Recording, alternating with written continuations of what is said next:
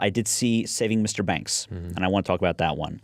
So Saving Mr. Banks is about the pre-production of Mary Poppins, which sounds so weird, but I loved this movie. It's got Emma Thompson as the author of the Mary Poppins books, P.L. Travers, and it's got Tom Hanks as Walt Disney. Let's see, B.J. Novak and Jason Schwartzman play the two people who wrote the songs for Mary Poppins, and Joshua, that was his character name on West Wing. I forget his real name. Molina? No, Josh Molina was on West Wing, but it's a different guy. Bradley, not Cooper. Bradley something. Whitford, yes. Brad Whitford. Brad Whitford plays the writer of the script. Yeah. And basically the movie is about Emma Thompson plays the author, and she hates the idea of a movie being made of the characters that she created.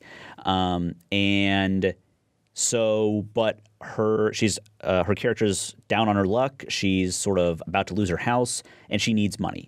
Right. So Walt Disney is offering her all of this money to make this movie. He's been offering her all this money for years. She finally says, I will go on a trip to Los Angeles or to Disney to meet with these people and read the script. I will get paid for that experience, and I will immediately say at the end of it, no, I don't want to do this. And then I'll go back to England, and I'll have all the money that I need. And she is the curmudgeonliest of curmudgeons. It's kind of amazing. And Tom Hanks plays Walt Disney as like your favorite grandpa. And it's just... Wait, you're supposed to choose your favorite grandpa? Yeah, exactly. You probably have two, but like everyone's favorite grandpa, Sure. like the grandpa everyone wanted to have. Right. And he plays it like in this naive, fancy-free sort of way that's just genius. The acting in this movie is just so strong.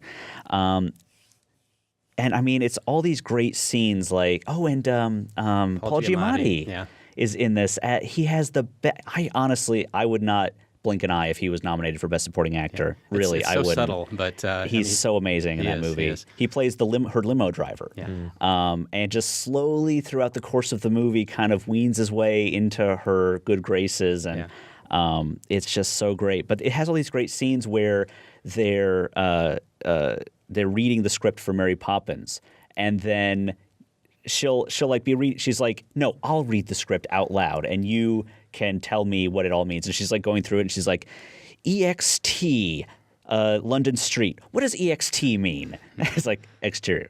Oh, okay, it's an abbreviation. Well, let's just write that out. And it's like 6 Cherry Street. Shouldn't that be number 6? And just on. And the movie just takes its time and just sort of slowly plays it out. And it's so satisfying and so touching because what it does is it weaves in all of this stuff from the author's childhood, growing up in Australia, and how these characters came to be. And it's so heartbreaking and so touching. And it's really sort of this almost like cathartic experience for her to sort of see these characters reimagined and sort of have to think about why they were that way in the beginning. Yeah. It's also, I think, cathartic for her because she comes in with all these preconceptions of what Walt Disney is or who Walt Disney is, and this money machine. And so I think she's turned as well. Colin Farrell plays an amazing part as her father, her as a young in the flashback scenes, and I think he does an incredible job as well. Oh, he's amazing. Yeah, because. I'll give away a little bit. He starts playing it as like, oh, he's the best dad you could ever have. You know, he's fun and playful, and he clearly loves his daughters to death. And then as the movie goes on, you find out he's pretty much just a huge screw up.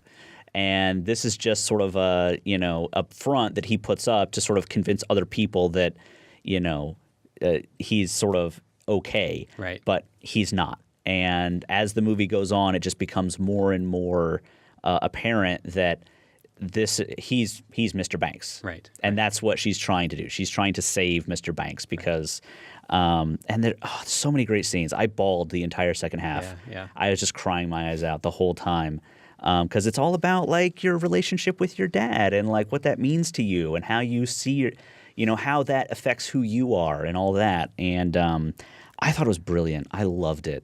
Yeah, I did too. And anybody that has grown up with Disney, I think there's a sense of nostalgia there as well. And it is played out touching, very lovingly in many ways. But what I love too is she comes with these her preconceptions of what Disney is, and as a parent going back to Disney, Disney World, say, with your kids, you do realize it is a money machine, right? Yeah. And so I love that they're bringing that into the story as well, and they're not denying a lot of it, but there's more to it than that. And his goal is to make kids happy.